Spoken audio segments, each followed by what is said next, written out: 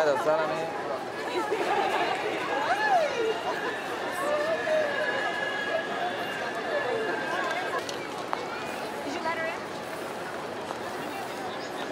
idea was to showcase variety. You know, modest fashion comes in so many different ways, and I think people tend to pigeonhole it and they tend to stereotype it into a certain type that they have in their mind, and it's not. And I think this event really conveys that, you know, is that designers are coming from all walks of life, you know, all have their own interpretation of, you know, how modest, you know, lifestyle can sort of like, you know, be actually realized and actualized. And it's very exciting. It's an exciting time because the industry is really coming into its own.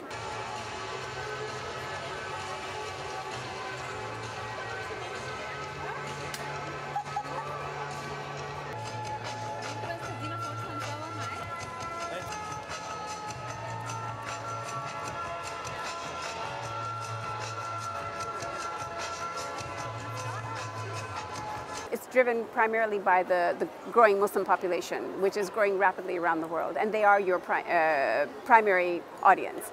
And so it is faith-based for them, and it's by the principles of, you know, covering full length, full sleeves, not too tight, yet they don't want to compromise on the beauty and the elegance. So they want everything that everybody else in the fashion industry wants, but they want it with a touch of, you know, their own modesty, their own sense of what's appropriate. Like that right now, I mean, this is really great.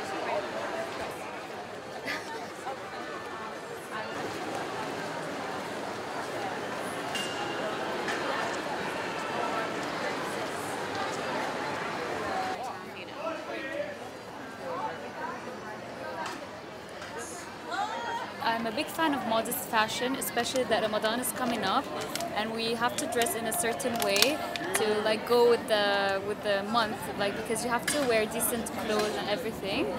I really like this event because it supports like all these new designers and old designers, and it's something you don't see in the market or like where you actually like you don't see it in shopping malls. It's something new. Not many people worn it, and it's so colorful and fresh, and it's really creative.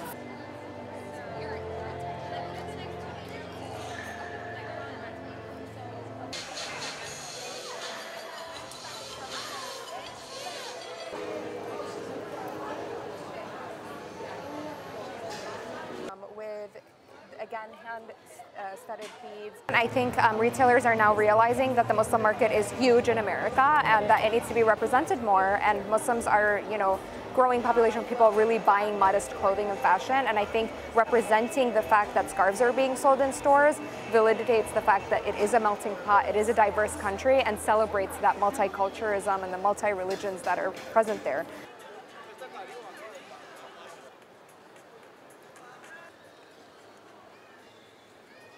It's a $322 billion spending power as of 2018. So they said if it was a country, it'd be number 3 after China and America as a huge economy. So that speaks a lot to the modest lifestyle.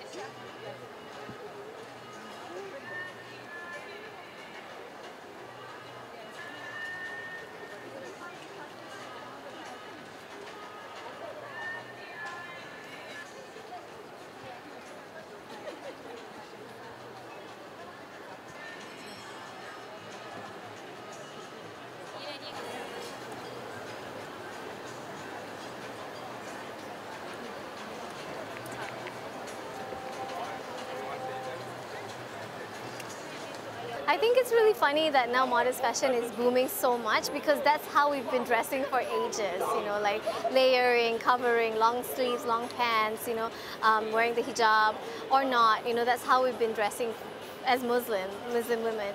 So now suddenly, I think with the rise of social media and the rise of YouTubers, suddenly there's more attention on modest fashion, which is amazing. No, just ask them for 50. Because I have. So, yeah, yes. Yeah.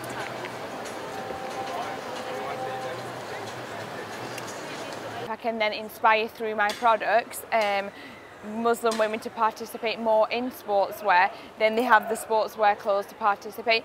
So it's creating a lifestyle rather than just like a fashion brand. Those look so trendy. I'm okay. Yeah. This one. Yes. Yeah. Really important life skills. You know, to do with morality. Because you look so